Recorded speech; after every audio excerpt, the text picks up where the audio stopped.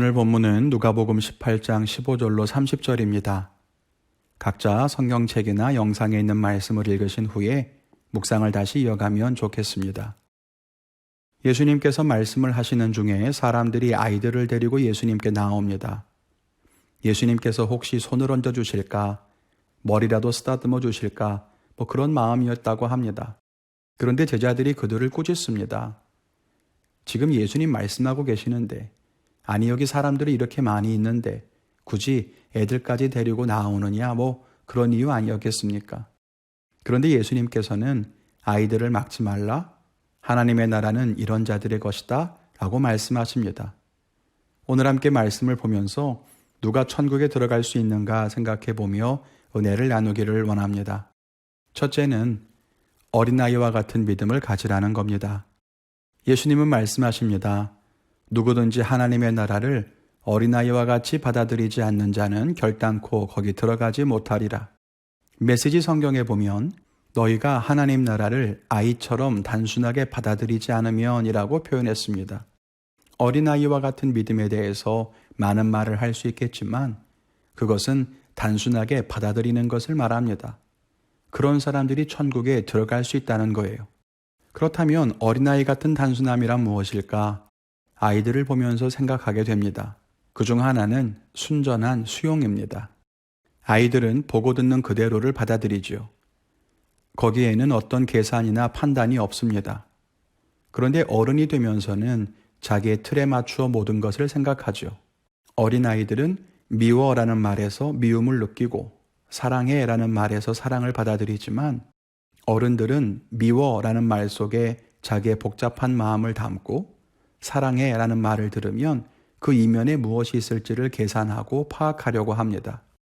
그래서 천국 복음을 들을 때에도 있는 그대로 받아들이는 것이 아니라 그 속에 담긴 의미를 자기의 생각으로 판단하고 해석하려고 한다는 거예요.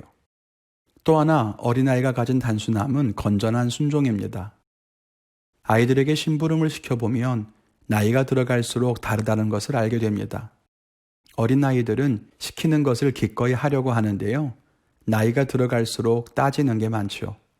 형도 있는데 왜 나한테 시켜?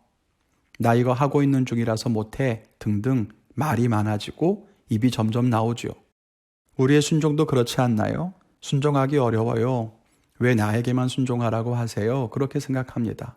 아니면 순종하면 뭘 주실 거냐고 대가를 요구하기도 합니다. 여러분, 하나님의 나라는 어린아이와 같은 사람들의 것이라고 합니다. 우리는 정말 어린아이 같은 믿음으로 살고 있나요? 사람들이 말합니다. 요즘 세상에 자기 믿음은 자기가 지키는 거라고. 요즘 성도들을 등쳐먹는 목사가 얼마나 많은지 아냐고. 그냥 교회가 시키는 대로 하면 바보라고. 네, 그 말이 맞는 것 같아요. 그런데 생각해보면 우리가 성장하면서 이런 말을 들으면서 어른이 되고 있지 않습니까? 어른이 된다는 것은 사람을 믿지 말라, 세상을 믿지 말라 하는 말들을 받아들이는 것에서 출발하는 것 같아요. 신앙도 그렇죠. 우리가 요즘 속회에서 자기의 삶을 나누고 있는데 여러분은 정말 솔직하게 나눌 수 있나요? 계산하게 되죠. 따지게 되고 상처받을까 봐 오픈하지를 않아요. 다 어른들의 모습이에요. 맞습니다. 어린이는 속이기 쉽죠. 그래서 무시당할 수도 있어요. 그런데 여러분, 어린아이들을 대상으로 사기치고 속이는 사람이 나쁜 거지 순수한 어린이가 나쁜 건 아니지 않습니까? 신앙에서도 어린아이 같은 순수한 신앙을 이용하고 오해하는 사람들이 잘못된 거지, 사람들이 그렇게 속일 수 있으니까 너는 어린아이 같으면 안 돼, 빨리 어른의 신앙을 가져라 라고 하는 것은 구더기 무서워서 장 못 담그는 꼴이고 오히려 정말 중요한 것을 잃어버리는 것임을 알아야 한다는 겁니다. 둘째로는 두 가지의 행함을 실천해야 한다는 겁니다. 한 부자 관리가 예수님께 나와서 말합니다. 어떻게 하면 영생을 얻겠습니까? 그랬더니 예수님께서 율법에 있는 계명을 지키라고 말씀하십니다. 간음하지 말라, 살인하지 말라, 도둑질하지 말라 등등. 이건 10계명에 나오는 말씀들이죠. 그랬더니 이 사람이 자기는 어릴 때부터 그것을 지켜왔다는 거예요. 그러자 예수님께서 너에게 아직 부족한 것이 있다고 하시며 너의 재산을 팔아 가난한 자에게 나눠주라 이렇게 말씀하십니다. 이 대목에서 이 사람에게 큰 근심이 생겼습니다. 자기의 많은 재산을 나눠줄 것을 생각하니까 아까운 생각이 들었던 모양이에요.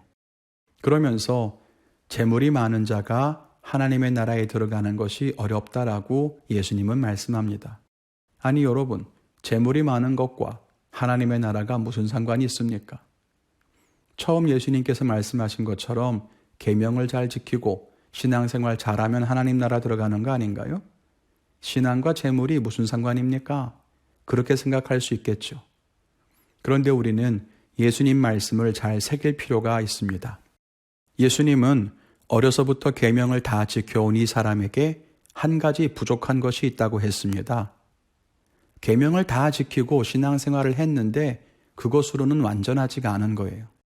예수님이 우리에게 원하시는 행함 혹은 순종에는 두 가지가 있습니다. 하나는 신앙적인 행함이고 다른 하나는 세상 삶에서의 행함입니다. 예배하고 계명을 지키고 예물을 드리고 하는 건 신앙적인 행함이죠. 우리가 그건 굉장히 잘해요. 그것으로 하나님을 기쁘시게 하려고 합니다. 그런데 다른 한쪽에는 세상에서 살면서 행하는 것들이 있어요. 용서하는 것, 재산을 나누어 어려운 이를 돕는 것, 정의를 지키기 위해 투쟁하는 것 등등 다양한 측면이 있겠지요. 그런데 예수님은 이 둘 모두를 말씀하십니다. 하나님의 나라는 이것을 잘 행하는 자라야 들어갈 수 있다는 겁니다. 오늘 부자처럼 자기 재산을 나누기 아까워 베풀지 못하는 사람도, 혹은 자기 자존심이 세서 사람을 용서하지 않는 사람도 하나님의 나라에 적합하지 않습니다. 우리가 이 진리를 깨달아야 할 것입니다. 오늘 말씀을 보면서 입장 제한에 대해서 생각해 보게 됩니다. 놀이공원에 가면 키가 일정 수준 이상이 되어야만 탈 수 있는 놀이기구들이 있습니다. 또 특별한 의복을 갖춰 입어야만 들어갈 수 있는 식당도 있죠. 남자들에게 입장이 금지된 여자들만의 공간도 있고요. 신분증이 있어야만 출입할 수 있는 곳도 있습니다. 그 앞에서 아니 내가 들어가고 싶은데 왜 못 들어가느냐 따지는 것은 의미가 없습니다. 하나님의 나라는 어떨까요? 정말 우리가 지금처럼 살아도 들어갈 수 있을까요? 정말 우리는 천국에 들어갈 자격을 갖추었을까요?